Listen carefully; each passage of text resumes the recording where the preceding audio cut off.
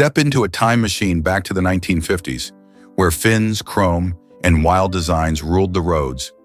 But not every car was a winner. We're unveiling 12 of the worst and dumbest American cars of the decade. Vehicles so poorly designed, underpowered, or downright strange that they only appealed to the most budget-conscious buyers. From unreliable engines to baffling bodywork, these cars promised style on a dime, but delivered disappointment in droves. You won't believe these automotive missteps actually existed.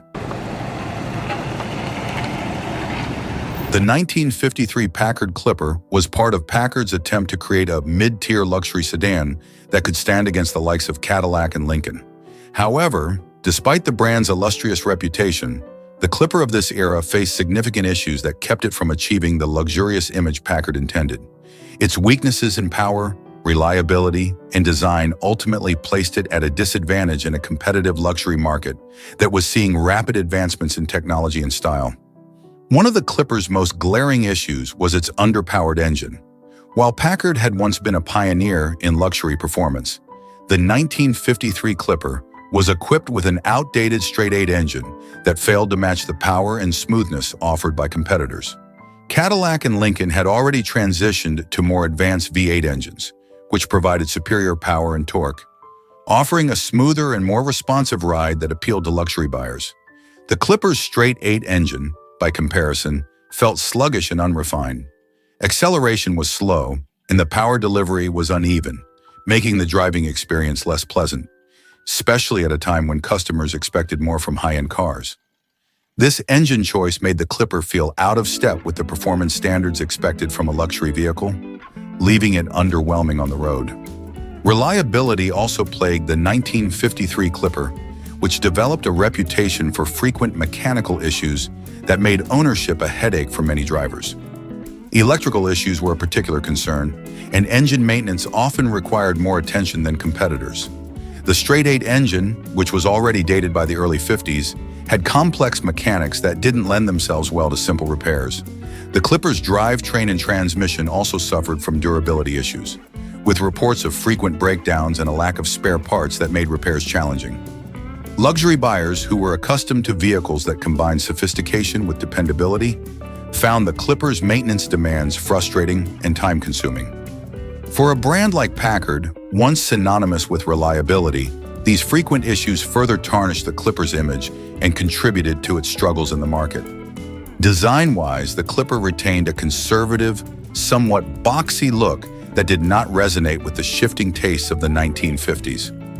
By 1953, automotive design was moving toward a sleeker, more modern aesthetic, with tail fins, chrome accents, and more pronounced curves becoming hallmarks of American luxury cars.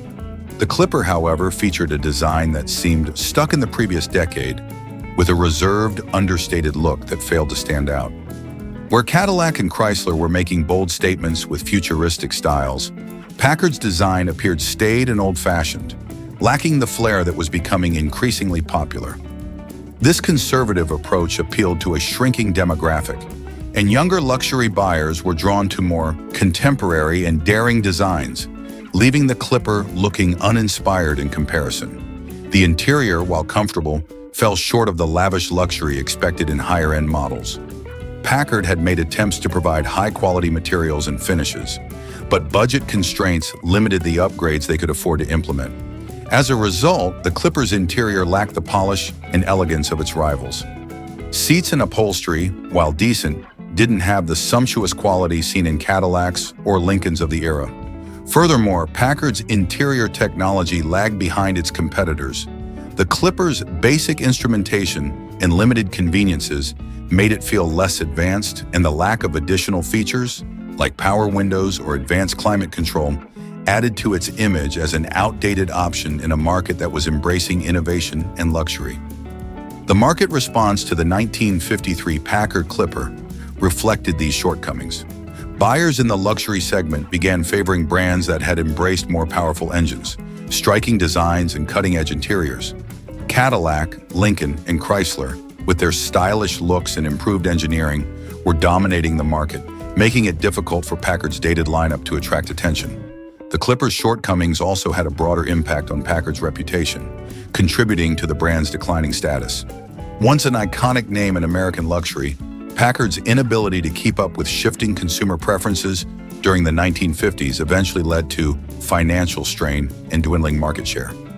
In hindsight, the 1953 Packard Clipper was an example of a brand caught between its storied past and the pressures of modernization. Its underpowered engine, reliability concerns, and conservative design choices made it difficult to compete in an increasingly demanding luxury market. The 1959 Chevrolet Impala remains a classic in the eyes of car enthusiasts, especially with its iconic styling and distinctive fins. However, while the V8 models are celebrated, the six-cylinder version faced criticism for its performance limitations. Chevrolet's decision to offer a six-cylinder engine in a car as large and heavy as the Impala significantly affected its power, responsiveness, and overall driving experience, making it an unappealing option for those looking for a balanced ride with sufficient acceleration. One of the primary drawbacks of the six-cylinder Impala was its lack of power.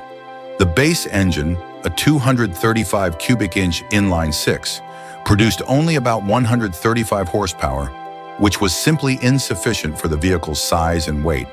The Impala's styling emphasized its large, swooping body and expansive rear fins, and its platform was considerably larger than previous models.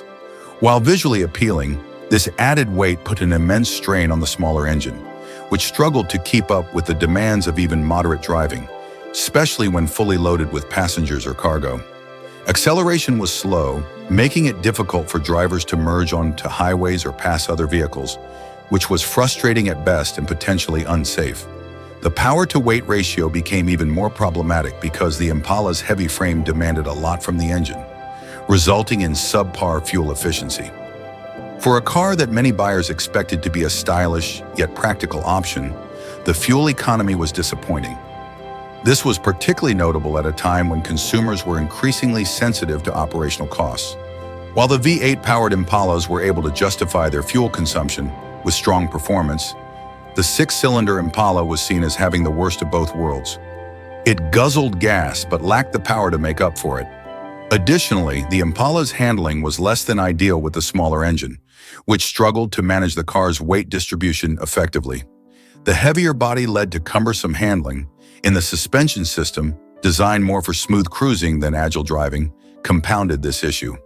The result was a driving experience that felt sluggish and cumbersome, particularly when navigating tight corners or dealing with sudden stops. The six-cylinder engine was unable to provide the torque needed for a responsive drive, making it difficult to maneuver comfortably on winding or busy roads. The six-cylinder Impala also suffered in comparison to its more powerful V8 sibling, which had the power to deliver on the Impala's promise of being both a luxurious and enjoyable ride. The V8 models offered a smooth and powerful experience that justified the car's size, giving drivers the kind of commanding presence and confidence expected from a full-size Chevrolet.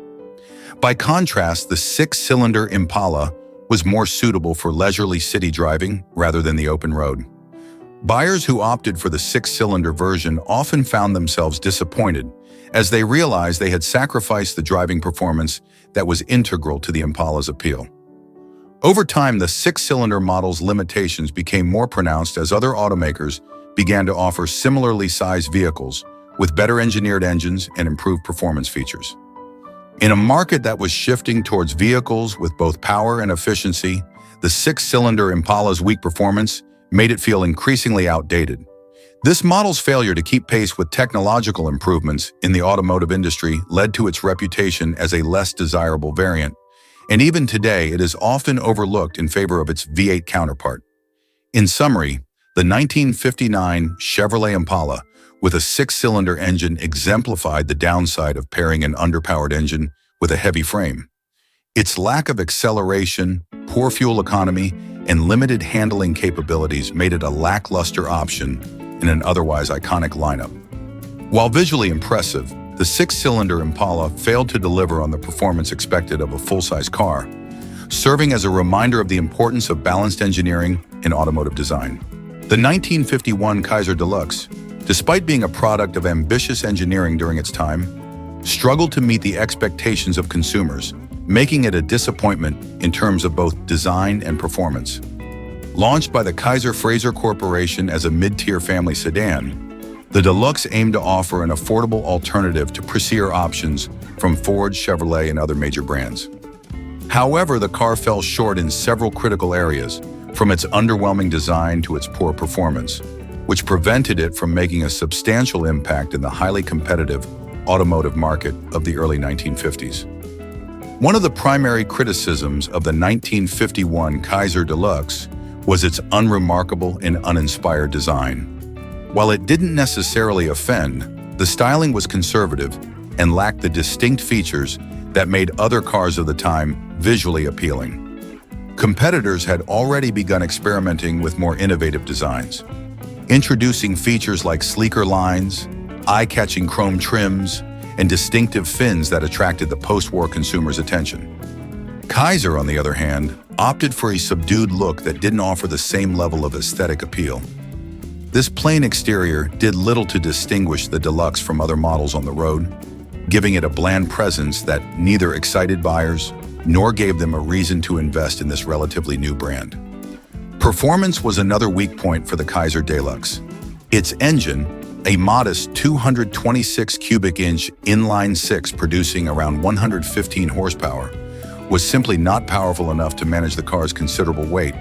The Deluxe was a large and solidly built vehicle, designed to convey durability and stability, but this heft became a disadvantage given its small, underpowered engine. The lack of power became particularly noticeable during acceleration, with the car struggling to pick up speed in a timely manner. This issue frustrated drivers who needed reliable power for passing on highways or handling hilly terrains. The sluggish performance was further exacerbated by its lackluster handling and low-end torque, which made the driving experience feel laborious and unresponsive. Fuel economy was another downside of the Kaiser Deluxe. The combination of a heavy frame and an engine that had to work hard to propel the car forward meant that fuel consumption was higher than that of similarly sized competitors. In an era when economic recovery and financial conservatism were priorities for many households, the car's poor fuel efficiency made it less attractive to budget-conscious buyers. Competing brands were already offering vehicles with more efficient engines and better fuel economy, leaving the Kaiser Deluxe at a distinct disadvantage for families looking to minimize running costs. The interior of the Kaiser Deluxe also left much to be desired. While Kaiser tried to present the Deluxe as a comfortable family vehicle, the materials used in the cabin were basic, and the overall interior design lacked flair.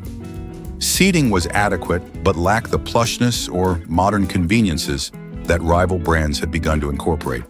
The dashboard was functional but far from innovative, reinforcing the impression that the car lagged behind in terms of refinement and user experience. Comfort, while sufficient for short drives, was another area where the Kaiser Deluxe was outclassed by competitors offering more spacious interiors and upgraded materials. This basic setup added to the vehicle's overall perception as a mediocre offering that failed to justify its price. Adding to the list of concerns, the Kaiser Deluxe faced reliability issues that compromised its long-term appeal. Early Kaiser models had occasional issues with build quality and durability, which further harmed the car's reputation. For a new brand attempting to establish credibility, these setbacks in reliability could not have come at a worse time. As more consumers experienced breakdowns or discovered frequent maintenance needs, word spread, discouraging potential buyers and eroding customer confidence in the brand. Despite Kaiser's attempts to address some of these issues, the Deluxe struggled to shed its image as a problematic vehicle, which further dampened demand. In summary, the 1951 Kaiser Deluxe missed the mark in multiple areas, from its bland design to its underwhelming performance and poor fuel economy.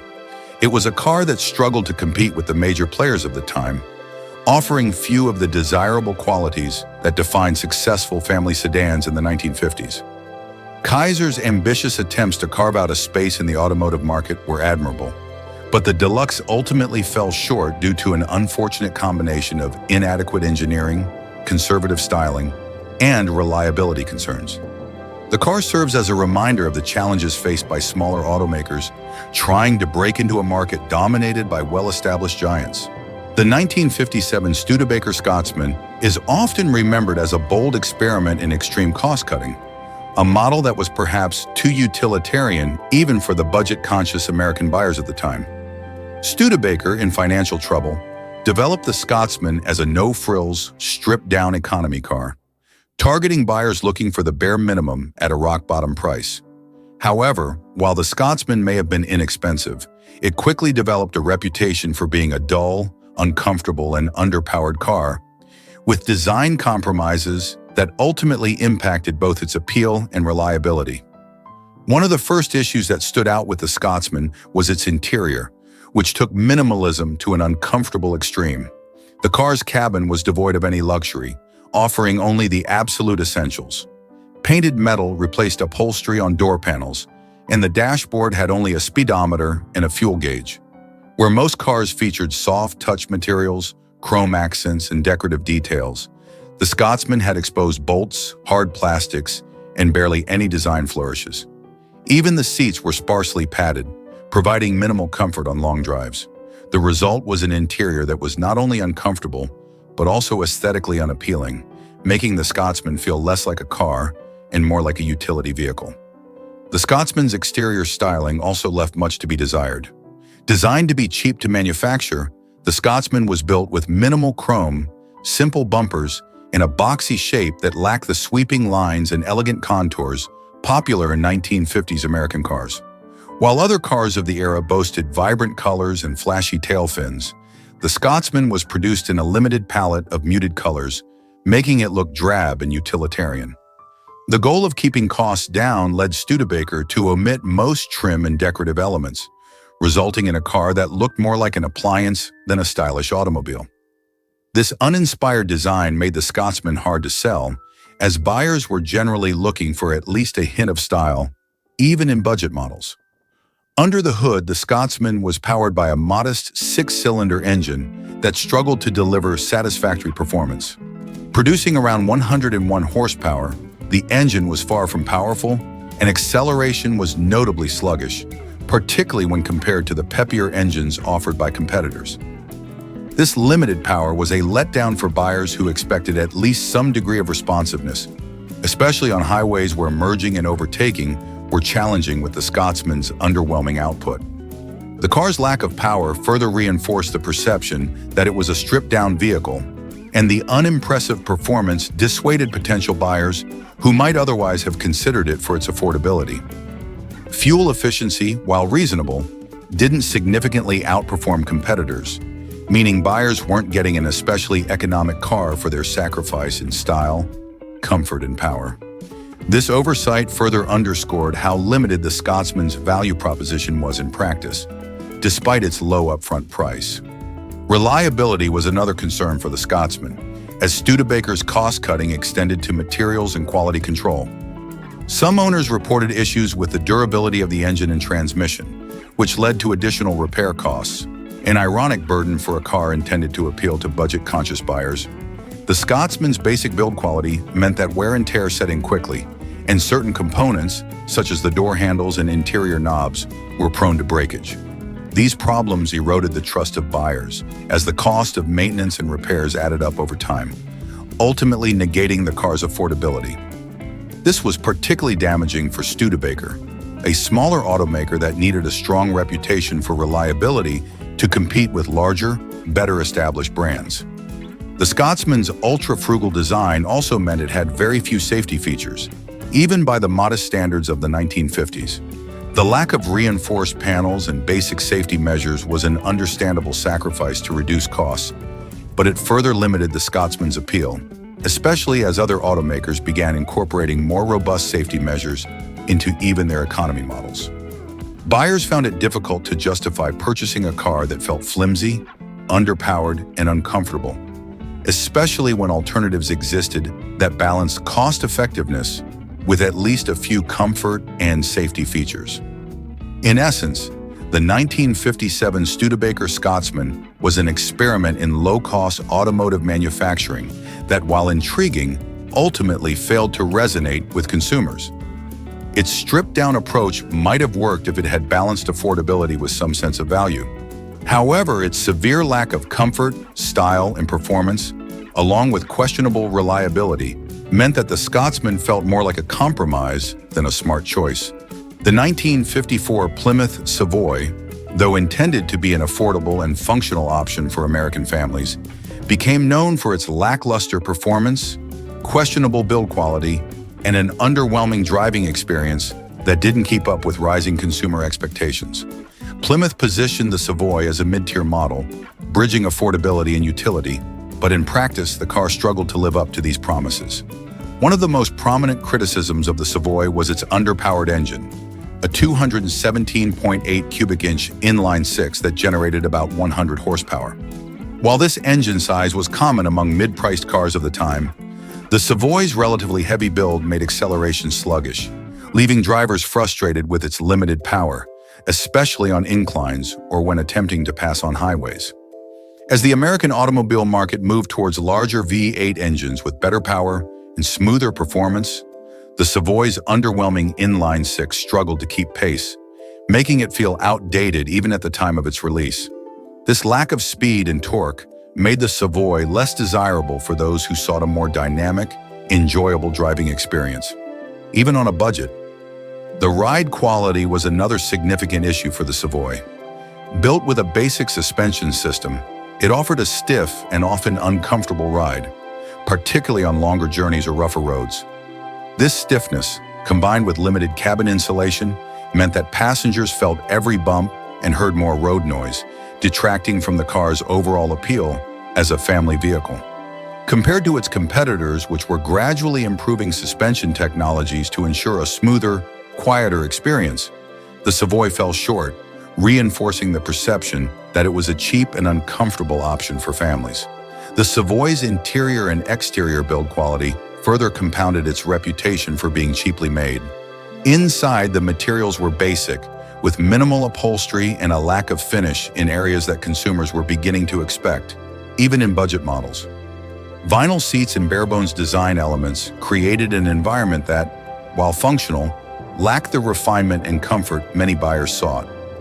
Owners frequently reported problems with the car's fittings and fixtures, from dashboard components that came loose over time to door handles that broke easily.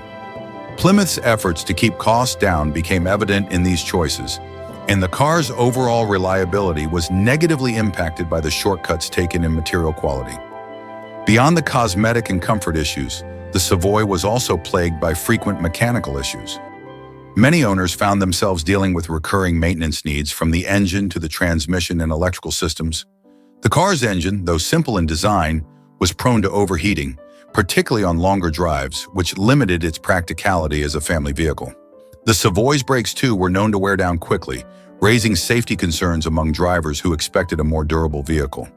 In a decade where consumer expectations were rising and cars became more sophisticated in style, comfort, and performance, the 1954 Plymouth Savoy seemed stuck in the past.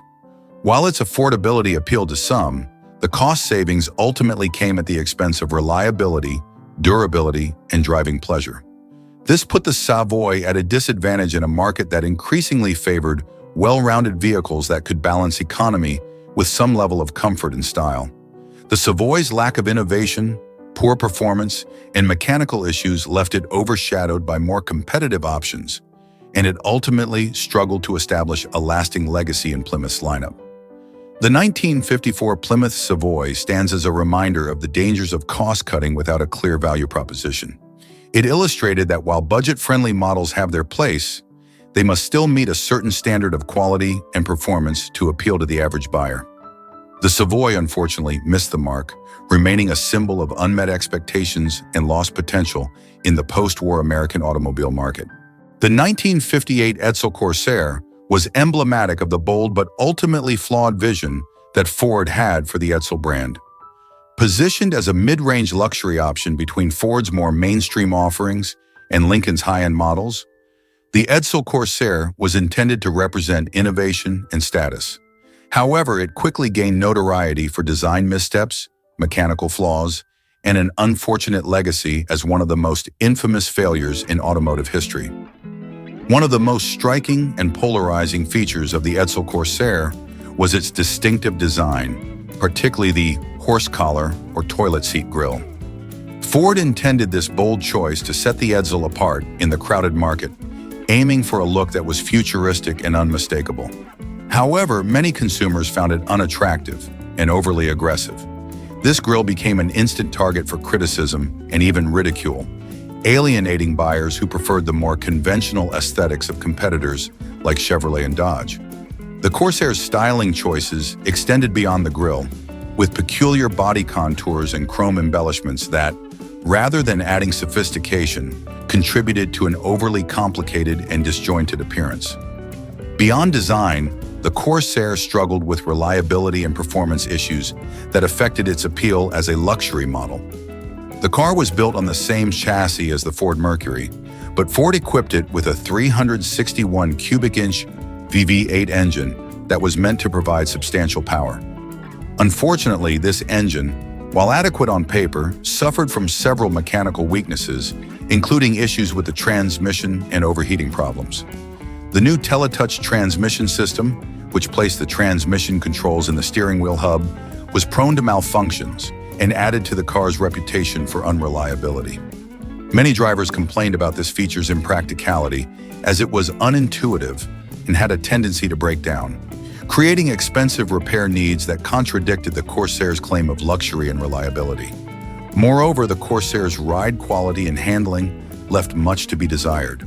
While the car was marketed as a comfortable cruiser, it failed to deliver the smooth experience buyers expected from a mid-range luxury vehicle. The heavy frame and unresponsive steering made the Corsair cumbersome to drive, particularly in urban environments or on winding roads. Compared to the more agile and refined handling of similarly priced models, the Edsel Corsair felt outdated, adding to its image as a lumbering giant rather than a premium automobile.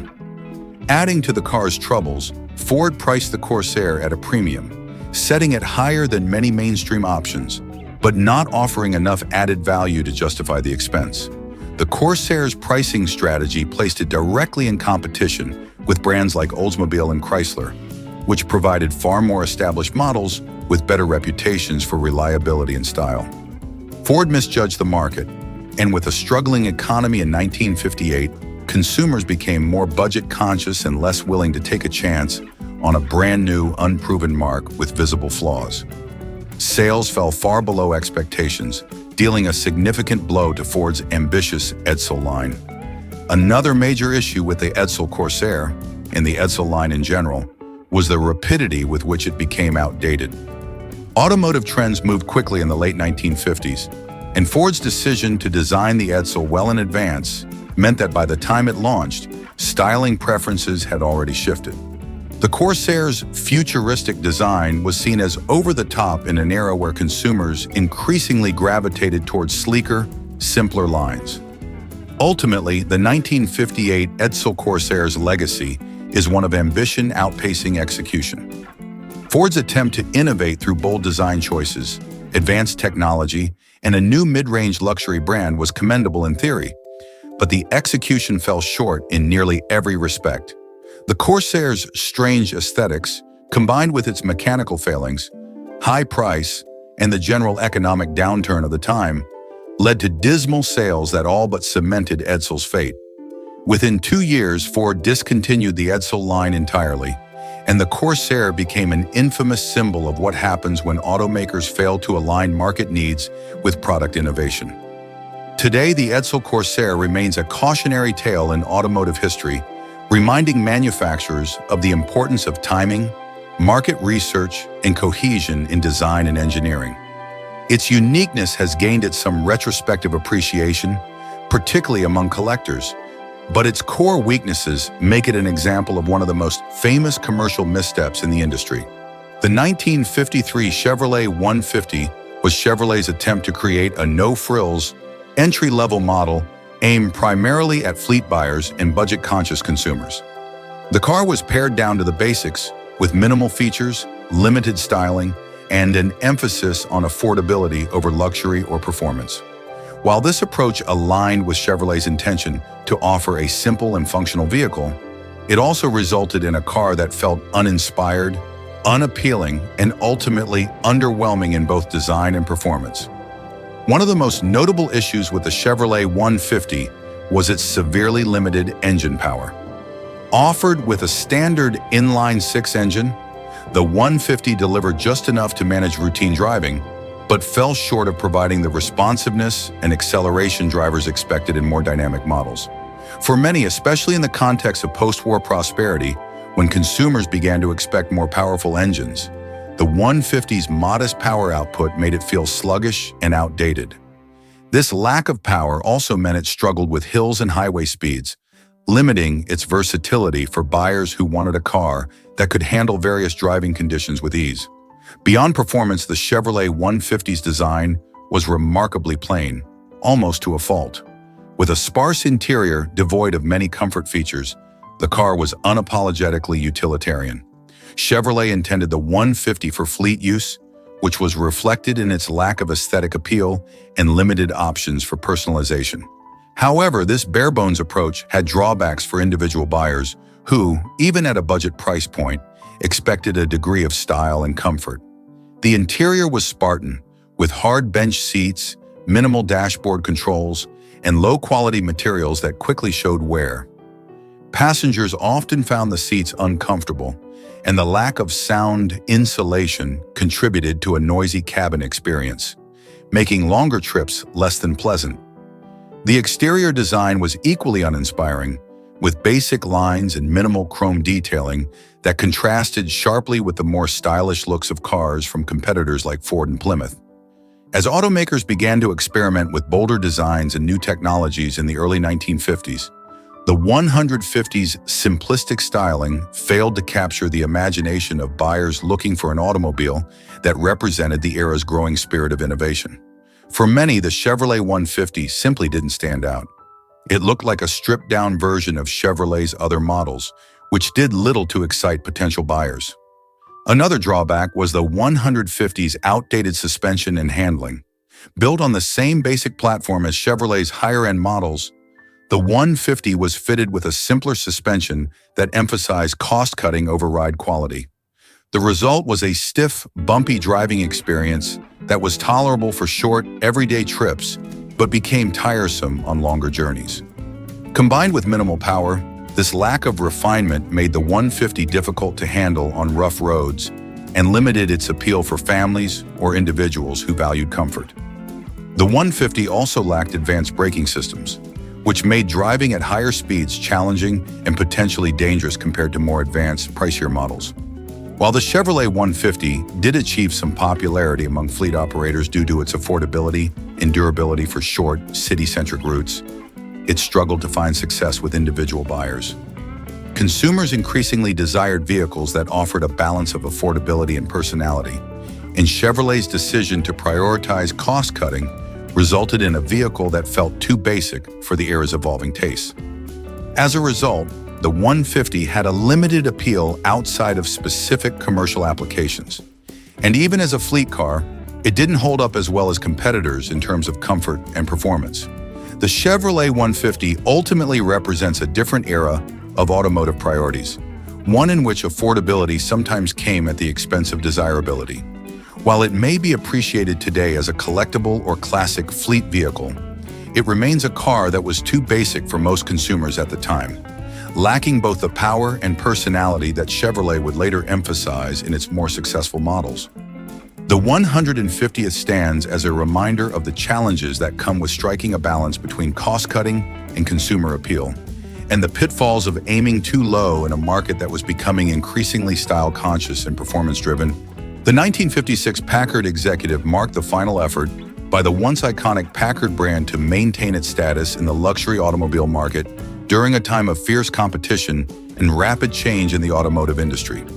Unfortunately, despite its aspirations, the executive suffered from a series of significant shortcomings that contributed to its lack of success and ultimately signaled the decline of the Packard name.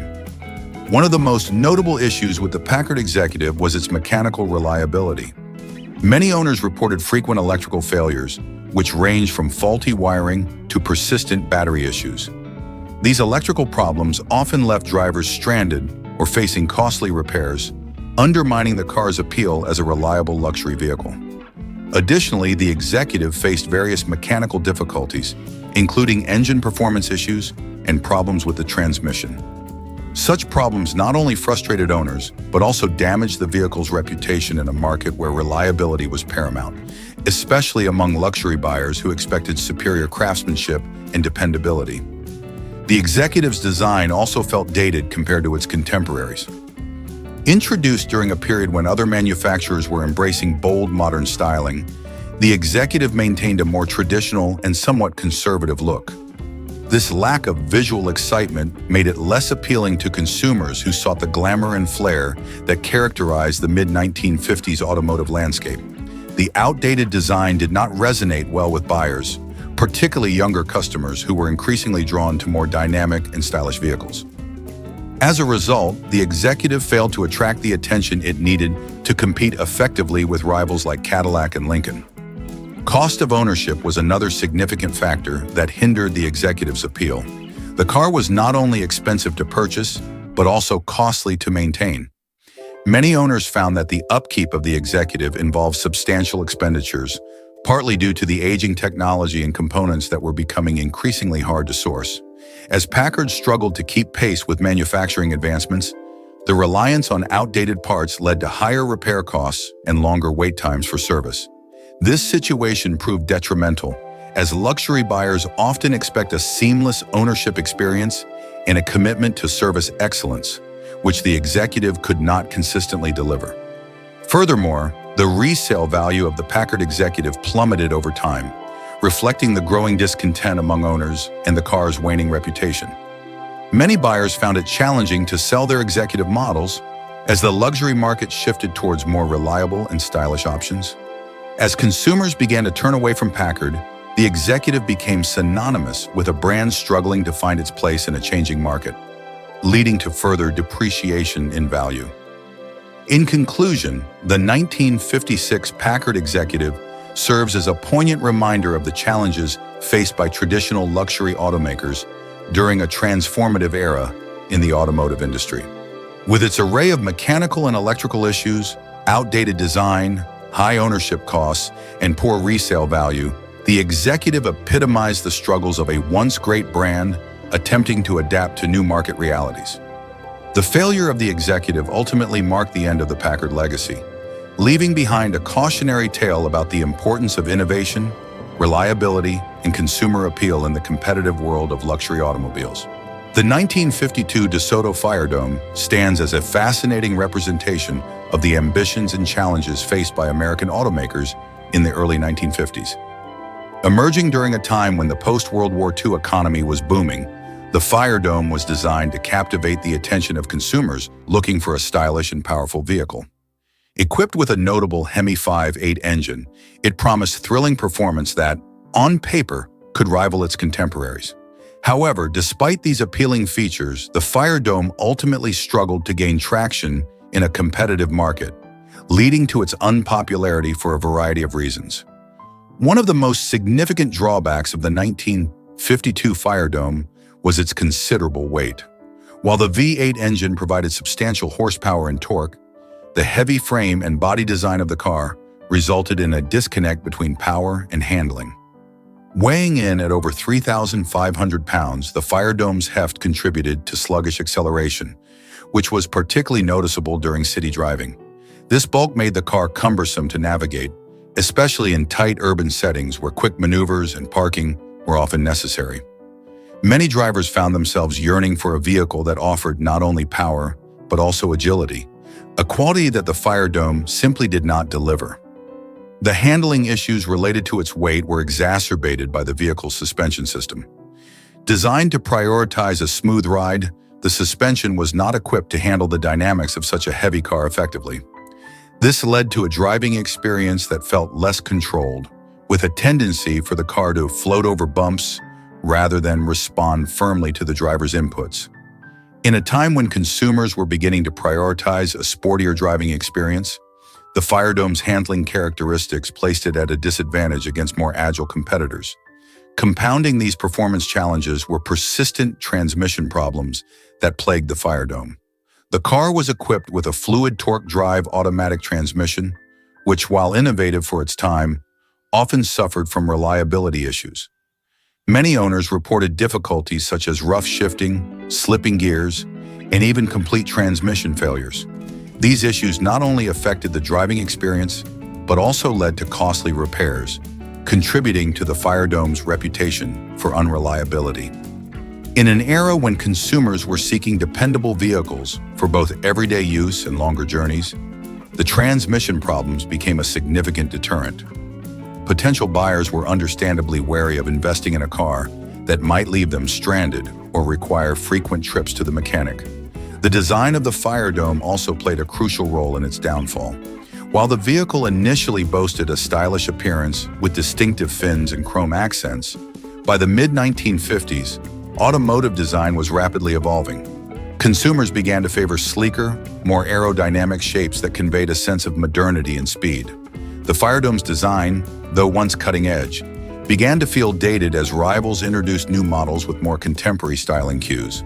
This disconnect between consumer expectations and the Firedome's aesthetics resulted in diminished interest, making it difficult for the vehicle to maintain its appeal in an increasingly competitive marketplace. Moreover, the practical considerations of everyday use became a significant factor in the Firedome's decline.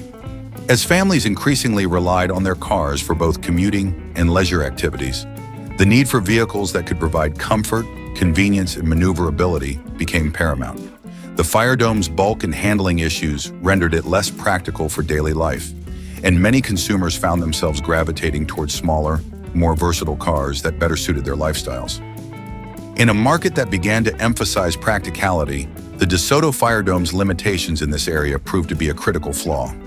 In addition to the practical issues, the car's fuel economy was another area of concern. With gas prices rising and consumers becoming more aware of their fuel expenditures, the Firedome's heavy frame contributed to poor fuel efficiency. As a result, many potential buyers were deterred by the prospect of owning a vehicle that not only performed sluggishly, but also consumed a significant amount of fuel. This aspect of the car's performance became a notable drawback, especially for families and individuals looking to balance budget considerations with their automotive needs. The legacy of the 1952 DeSoto Firedome serves as a cautionary tale about the importance of aligning a vehicle's design and performance with consumer expectations. Although it attempted to capture the essence of luxury and power, the combination of weight, handling issues, persistent transmission problems, outdated styling, and poor fuel economy ultimately led to its downfall. The 1955 Ford Mainline, positioned as an entry-level vehicle in Ford's lineup, was intended to appeal to budget-conscious consumers seeking a reliable and affordable mode of transportation. However, despite its initial promise, the Mainline fell short in several critical areas that ultimately hindered its appeal and market success. One of the primary weaknesses of the 1955 Mainline was its minimal feature set. As an entry-level car, it was designed to be economical, which meant that it came with very few comforts and conveniences that were increasingly expected by consumers during the mid-1950s. While competitors were beginning to offer more advanced features such as automatic transmissions, power steering, and modernized interiors, the Mainline felt sparse and utilitarian. The lack of amenities such as comfortable seating, upgraded sound systems, and stylish interior finishes made the Mainline feel like a stripped-down version of what a car could be. This minimalism was a significant drawback, especially when buyers were starting to gravitate towards vehicles that offered more comfort and convenience. In terms of performance, the Mainline was underwhelming, with a powertrain that simply couldn't compete with its rivals. The car was equipped with a modest inline-six engine that produced limited horsepower, which resulted in sluggish acceleration and a lack of responsiveness. While some entry-level vehicles of the time managed to offer at least a semblance of spirited driving, the Mainline struggled to deliver even basic performance. This lack of power made it less appealing to younger buyers who were looking for a car that could provide some excitement and enjoyment behind the wheel. Instead, the Mainline was often described as forgettable in terms of driving dynamics, which did little to help Ford's reputation in a competitive market. Handling was another area where the Mainline fell short. With its basic suspension setup and heavy weight, the vehicle felt cumbersome and less agile than many of its contemporaries. The car struggled with cornering and often felt unwieldy on winding roads or even during routine city driving. In an era when consumers were increasingly drawn to cars that offered not only comfort but also a degree of sportiness, the mainline's lack of handling finesse was a considerable drawback. Drivers seeking a smooth, responsive ride were likely disappointed, pushing them towards competing models that could provide a more enjoyable driving experience. Durability was another significant issue that plagued the 1955 mainline. While Ford had a reputation for building sturdy vehicles, the mainline's construction did not live up to these expectations. Many owners reported issues with rust and wear over time, which ultimately contributed to a perception of low quality. In an age where reliability was becoming a critical selling point for cars, the mainline's durability issues turned potential buyers away. Consumers wanted vehicles they could depend on for years to come, and the mainline's reputation for quality did not inspire confidence. Moreover, the styling of the 1955 Ford mainline was another point of contention. Although it was designed to have a classic American look, many critics felt it appeared dated and uninspired compared to the more dynamic designs offered by competitors like Chevrolet and Pontiac. As car design began to embrace more streamlined shapes and bold aesthetics, the mainline's conservative styling did little to attract buyers who were looking for something that felt fresh and modern. The visual appeal of a car was increasingly becoming a decisive factor for consumers, and the mainline's lack of flair contributed to its struggles in the marketplace. In summary, the 1955 Ford mainline attempted to fill the role of an affordable entry-level vehicle, but ultimately fell short due to its minimal features, underwhelming performance, and poor handling. The vehicle felt outdated compared to competitors, and its durability issues tarnished its reputation as a reliable option. As consumer preferences evolved towards more feature-rich and stylish vehicles, the mainline's simplistic approach became a significant hindrance. In retrospect, the 1955 Ford mainline serves as a reminder of the challenges faced by automakers during a time of rapid change in the automotive industry, illustrating the importance of balancing affordability with performance, style, and reliability to succeed in a competitive market. The 1958 Mercury Medalist aimed to capture the attention of consumers in the American automotive market during a time of fierce competition and evolving tastes. However, this model quickly garnered a reputation for its numerous shortcomings, which ultimately overshadowed any potential it might have had as a contender in the mid-size car segment. One of the primary weaknesses of the Mercury Medalist was its notorious poor build quality. Many owners reported issues that arose shortly after purchase, ranging from minor cosmetic defects to significant mechanical failures. The assembly quality was inconsistent, which meant that not all vehicles left the factory with the same level of craftsmanship. This variability contributed to a perception of unreliability, leading to frequent trips to the mechanic for repairs. As consumer expectations began to shift towards higher standards for reliability and durability, the Medalist's reputation suffered greatly. Buyers looking for a dependable vehicle often turned to competitors that were known for their solid construction and lower rates of failure. In addition to its build quality problems, the Medalist also faced significant reliability issues. Many drivers experienced breakdowns and persistent mechanical problems, which became a recurring theme for this model. Owners often found themselves frustrated with the constant maintenance demands and repairs required to keep their vehicles running smoothly. In an era when consumers valued reliability as a crucial aspect of a vehicle's appeal, the Medalist fell short, and this contributed to its lackluster sales performance. The experience of owning a car should be one of convenience and peace of mind, and the Medalist's reputation for unreliability made it a less attractive option in the market. Aesthetic appeal was another area where the 1958 Mercury Medalist struggled. Many critics considered the design unappealing and uninspired, lacking the distinctiveness that characterized some of its contemporaries. In an automotive landscape that was increasingly emphasizing bold and innovative designs, the Medalist appeared dated and bland. While Mercury had a history of offering stylish vehicles, the Medalist did not capitalize on this legacy, and instead felt like an afterthought. This unattractive design detracted from its appeal, particularly among buyers who were looking for a car that would turn heads and stand out on the road. The performance of the Mercury Metallist also left much to be desired. While it featured a V8 engine, it was not particularly powerful or responsive, making it feel sluggish compared to other vehicles in its class. The car struggled to provide the spirited driving experience that consumers sought during this era of performance-oriented vehicles. In a time when other automakers were pushing the boundaries of power and speed, the Metallist felt lackluster and underwhelming. As consumers became more discerning about the performance of their vehicles, the Metallist's inability to compete with more powerful and agile rivals left it out of favor. Moreover, the 1958 Mercury Metallist quickly became obsolete in the face of rapid advancements in automotive technology and design. The market was evolving, and consumers were demanding more from their vehicles, including better performance, more advanced features, and enhanced styling. As a result, the Metallist found itself overshadowed by newer models that offered these qualities, leading to declining sales and a diminished market presence. The failure to adapt to changing consumer preferences ultimately sealed the fate of the Metallist as a short-lived model within the Mercury lineup. In summary, the 1958 Mercury Metallist's combination of poor build quality, reliability issues, unattractive design, and subpar performance made it a less appealing option for consumers during a time of significant change in the automotive industry.